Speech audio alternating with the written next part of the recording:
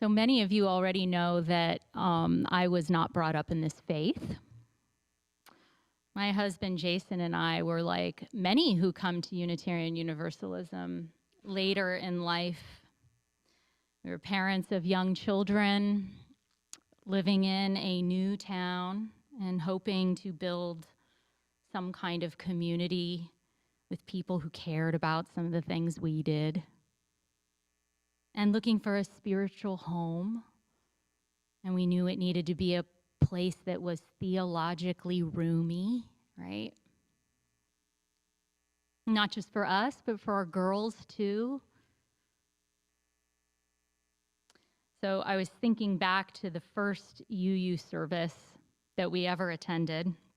We were surrounded by such kind people who told us where to sign up for the newsletter, and explain the difference between the gray hymnal and the teal hymnal, which I never understood. Why is it? It's turquoise. My eyes see turquoise. You know, you need these things explained.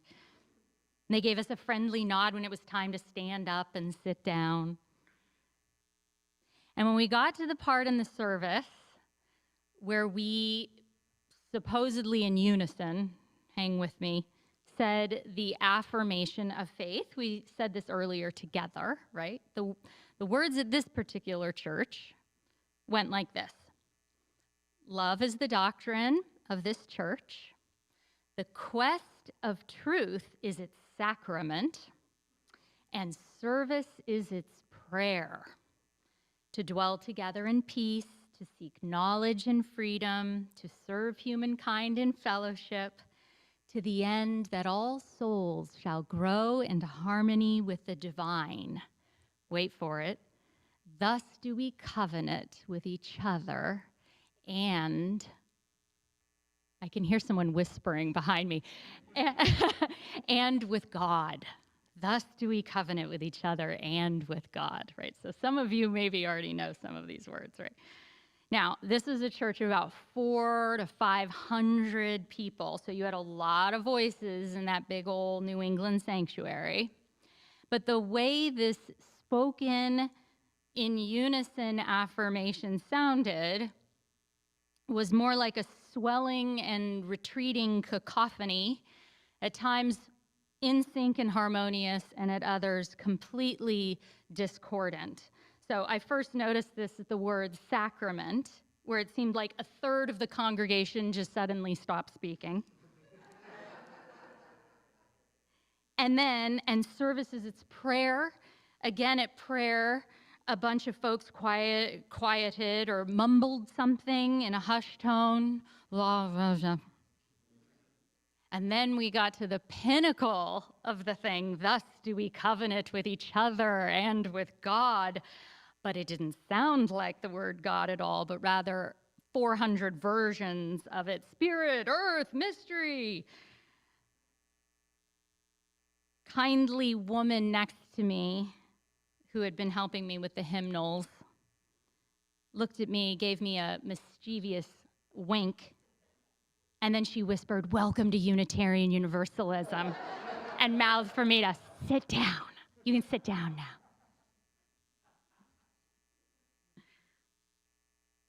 Now, this particular affirmation of faith, maybe some of you already know this, is as close to our original 1933 Universalist covenant as you can get, save for humankind was once mankind.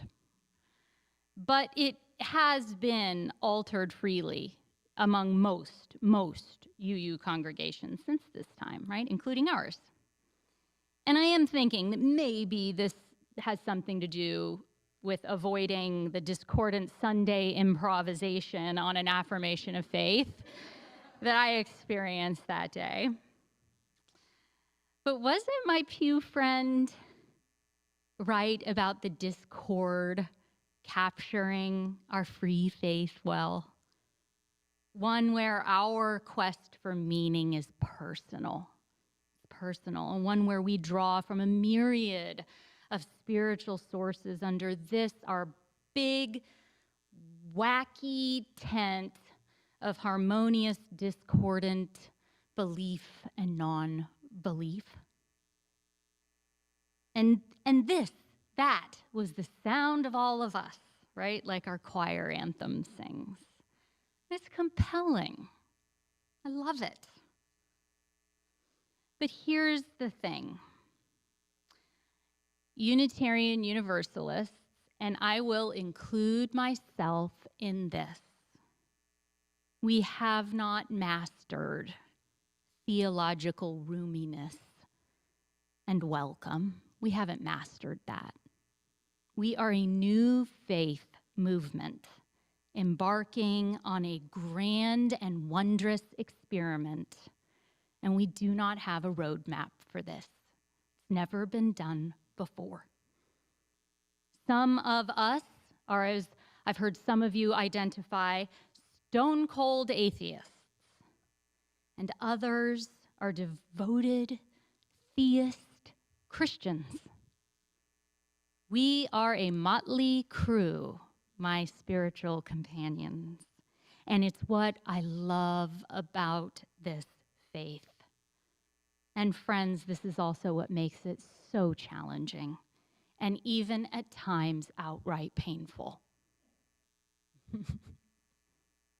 You know this well.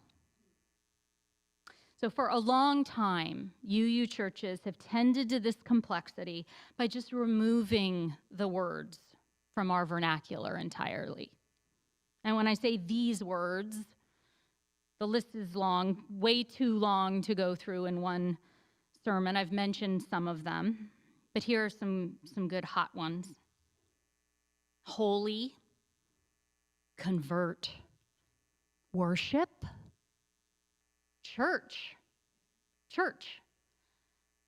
sin, mission, covenant, reverend. I'm sure you have many others. I would do a shout-out session, but we might be here all morning. Maybe we should do that sometime. That'd be fun.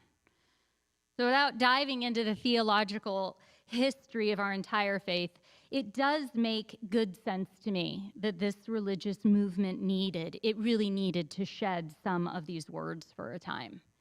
Because by doing this, it helped bring about our 7 principles, and it helped bring about our sources. It helped clarify our congregational polity, our governance and leadership, how we work together as a community, and what binds us.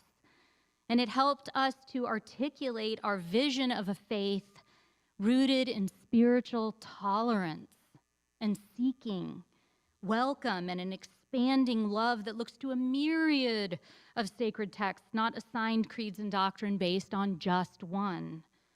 And I am proud about what we have built here. I know so many of you are too. I am grateful to all of the hands and beautiful minds and hearts who have gotten us here. And I'm proud to be a part of a church. I'm really proud to be a part of a church that aspires to offer spiritual sanctuary to those desperate for relief from the pangs of their childhood faiths. I am proud to be a part of that kind of sanctuary building. Welcome. You are welcome here, right? And I also believe that today, in this moment in time, and where we are in this wacky experiment called Unitarian-Universalism,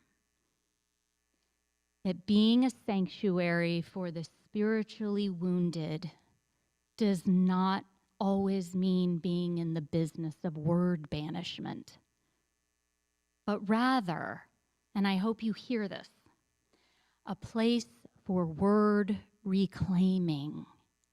Word reclaiming. For most of these words, if not all of them, have been co-opted, abused, poorly translated and interpreted, and used as devices of oppression. And so I ask, how might we be revolutionaries, for we are, and cultivate a new life-giving relationship with them? How might we begin to think about our congregations not as decontamination chambers where people wash away their former religions or negative religious associations, and rather be a place where we can confront them and heal them and love them back into being. Love them back into being. Take them back, because honestly, I don't want to give them away anymore. Those who have misused and abused them have had them for far too long, is what I say. And they have had the floor for far too long with these words. Christian theologian Paul Tillich writes about it this way. I call the name of the infinite and inexhaustible depth and ground of all being, I call that God. That depth is what the word God means to me. And if that word has not much meaning for you, translate it and speak of the depth of your life, of the source of your being, of your ultimate concern, and what you take seriously without any reservation. Perhaps, he goes on to say, perhaps, in order to do so, you must forget everything traditional that you have learned about God, perhaps even the name itself.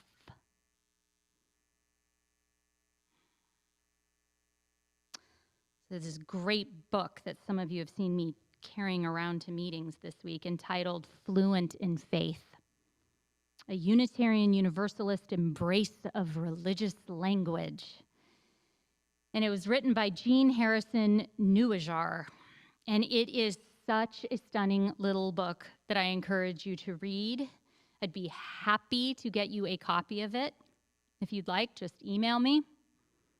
So each chapter tends to a different theological word or concept, revisioned so as to build up among Unitarian Universalists a reclaimed language of reverence. A reclaimed language of reverence. So paradoxically, this language of reverence, that which is our ultimate concern, that's what I'm talking about here, often emerges out of the reckoning with words that have hurt us. In order to forget everything traditional that we have learned about the religious life, we must first confront and disassemble the religions of our past. Put this stuff into piles, not unlike cleaning out one's closet, and look at it squarely. And some of the questions to ask as you and I'm in this with you, wade through it all, might be, why does this word drudge up what it does? What is the story here? What does this word really mean? That question, by the way, changed me. What is the real translation of this word? It's such a good place to start. How does your spiritual past affect your spiritual present? Retrace your faith journey. And I would say we need to talk about this. We need to talk more openly about this with one another and hear one another. So back in September, I preached about civil rights activist Ruby Sales and her profound question, where does it hurt? And placed it in the realm of justice work. And I said that we would have to start asking it of ourselves and practice listening to what the answer was, find places where we could share it with another, right? And this is the same high stakes work that is at hand for our spiritual lives, where we have come from, what has hurt us, what has brought us to life, cultivate a relationship with it. That's our theme for this month. Let it be our beginning. It's a good place to begin. And I want to say that this congregation, you have so much to teach and give one another around all this. In the past few months, I have been floored by your faith stories, the traditions you and your families were brought up in, and the varied spiritual practices, many of them hard-earned, that you are devoted to, how you found your way to them, how you have arrived at your present belief or non-belief. It has been an honor to hear these stories. You have so much wisdom to share. And my hope and prayer is that we might, as a faith community, start telling these stories more openly. Get clear about what they are, repurpose them, reclaim them, heal them. These stories matter here. And so does any pain you are still carrying from them. So does any pain you are still carrying from them. This matters here. What a glorious, discordant harmony of voices we are.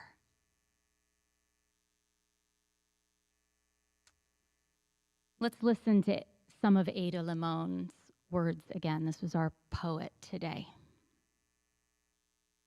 I think of that walk in the valley where Jay said, "You don't believe in God?" And I said, "No, I believe in this connection we all have to nature, to each other, to the universe." And she said, "Yeah, God."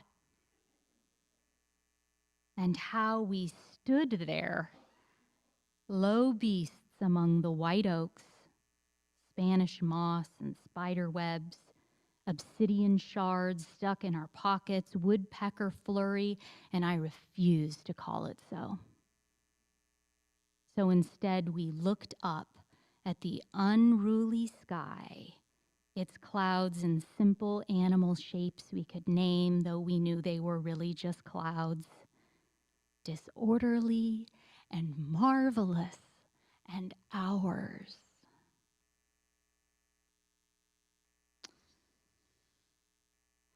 I hope you will take those words with you in whatever way you might want to carry them